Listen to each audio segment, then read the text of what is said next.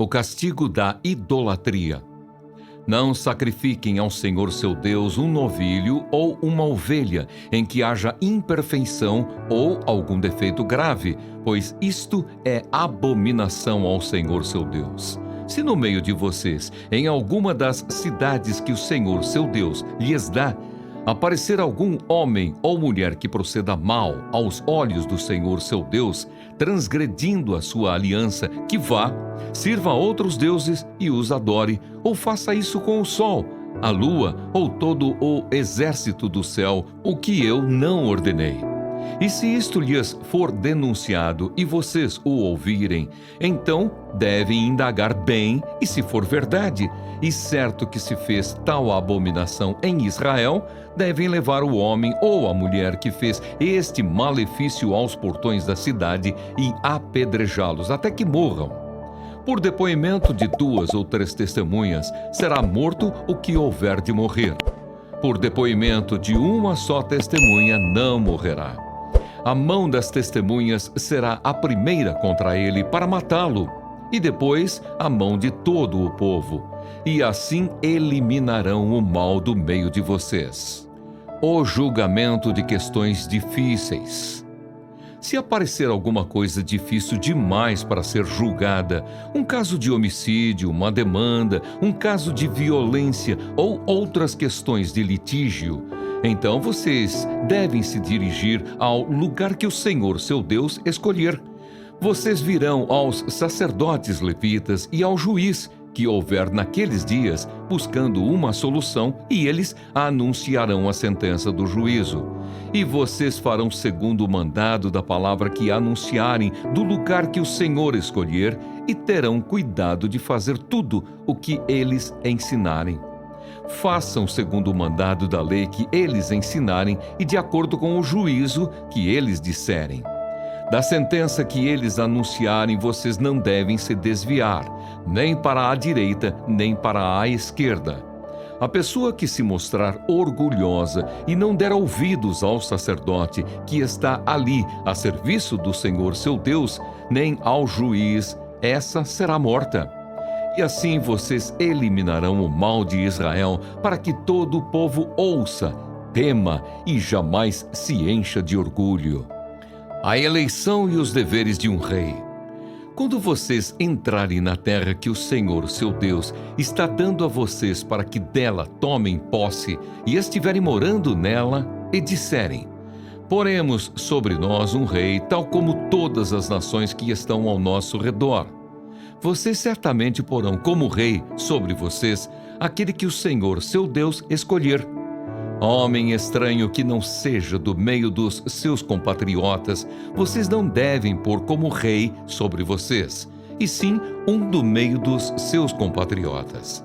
Porém, esse rei não deve multiplicar para si cavalos, nem fazer o povo voltar ao Egito para multiplicar cavalos, pois o Senhor já lhes disse: nunca mais vocês devem voltar por este caminho. Esse rei também não deve tomar para si muitas mulheres, para que o seu coração não se desvie, nem deve acumular muita prata e muito ouro. Também, quando se assentar no trono do seu reino, mandará escrever num livro uma cópia desta lei, feita a partir do livro que está com os sacerdotes levitas. O rei terá esse livro consigo e nele lerá todos os dias da sua vida, para que aprenda a temer o Senhor, seu Deus, a fim de guardar todas as palavras desta lei e estes estatutos para os cumprir. Ele fará isso para que o seu coração não se exalte sobre os seus irmãos e não se desvie do mandamento, nem para a direita, nem para a esquerda. Assim prolongará os dias no seu reino, ele e os filhos dele no meio de Israel. A herança e os direitos dos sacerdotes e dos levitas. Os sacerdotes levitas e toda a tribo de Levi não terão parte nem herança em Israel. Comerão das ofertas queimadas ao Senhor e daquilo que lhes é devido. Não terão herança no meio de seus compatriotas. O Senhor é a herança deles, como ele mesmo lhes prometeu. Será este, pois, o direito devido aos sacerdotes, da parte do povo, dos que oferecerem sacrifício, seja gado ou rebanho. Devem dar ao sacerdote a espádua, as queixadas e o estômago. Vocês devem dar-lhes as primícias do cereal, do vinho e do azeite, e as primícias da tosquia das ovelhas. Porque o Senhor, o Deus de vocês, escolheu os levitas e os filhos deles do meio de todas as tribos de Israel para ministrarem em nome do Senhor todos os dias. Se um levita que estiver morando em qualquer das cidades de todo Israel vier com todo o desejo da sua alma ao lugar que o Senhor escolheu e ministrar em nome do Senhor, o Deus de vocês, como fazem todos os outros levitas que ali ministram diante do Senhor, ele deverá receber porção igual à dos outros levitas para comer, além das vendas do seu patrimônio. Contra os adivinhos e os feiticeiros. Quando vocês entrarem na terra que o Senhor seu Deus lhes der, não aprendam os costumes abomináveis daqueles povos. Que não exista entre vocês ninguém que queime o seu filho ou a sua filha em sacrifício, nem que seja adivinho, prognosticador, agoureiro, feiticeiro, encantador, necromante, praticante de magia ou alguém que consulte os mortos. Pois todo aquele que faz tal coisa é abominação ao Senhor.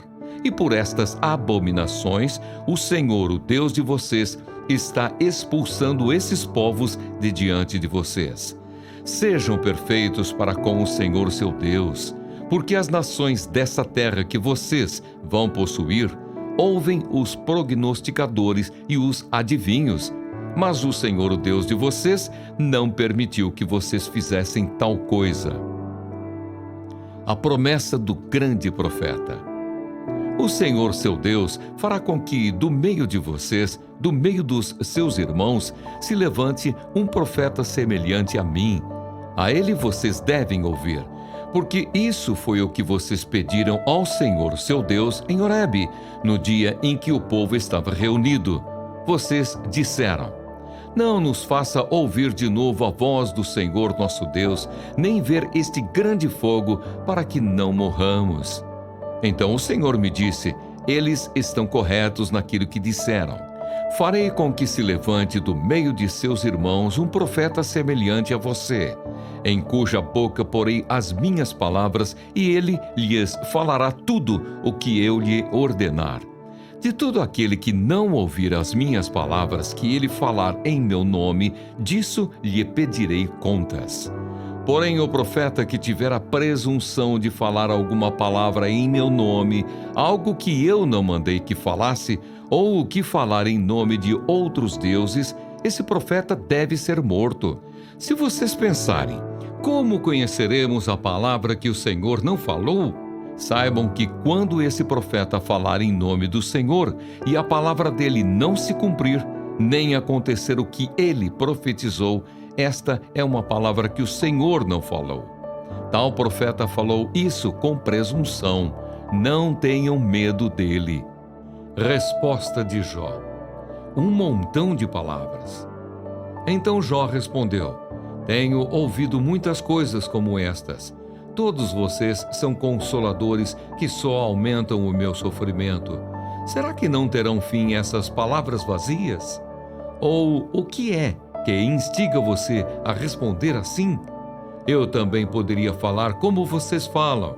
Se vocês estivessem em meu lugar, eu poderia dirigir-lhes um montão de palavras e balançar a cabeça na presença de vocês. Poderia fortalecê-los com as minhas palavras, e a consolação dos meus lábios abrandaria a dor de vocês. Se eu falar, a minha dor não cessa. Se me calar, qual é o meu alívio? Deus me esmagou. Na verdade, esgotaste as minhas forças. Tu, ó Deus, destruíste toda a minha família. Testemunha disto é que me deixaste enrugado. A minha magreza já se levanta contra mim e me acusa, cara a cara. Na sua ira me despedaçou e me perseguiu. Rangeu os dentes contra mim e, como meu adversário, aguça os olhos. Homens abrem a sua boca contra mim, com desprezo me esbofeteiam. Todos se ajuntam contra mim. Deus me entrega aos ímpios e me faz cair nas mãos dos perversos. Eu vivia em paz, porém ele me esmagou. Pegou-me pelo pescoço e me despedaçou. Ele fez de mim o seu alvo. As suas flechas me atingem de todos os lados. Atravessa-me os rins e não me poupa. Derrama o meu fel sobre a terra. Ele me fere com golpes e mais golpes. Arremete contra mim como um guerreiro. Costurei uma roupa feita de pano de saco sobre a minha pele e enterrei o meu orgulho no pó. O meu rosto está vermelho de tanto chorar, e sobre as minhas pálpebras está a sombra da morte. Embora não haja violência nas minhas mãos e seja pura a minha oração. A minha testemunha está no céu. Ó terra, não cubra o meu sangue e não haja lugar em que se oculte o meu clamor.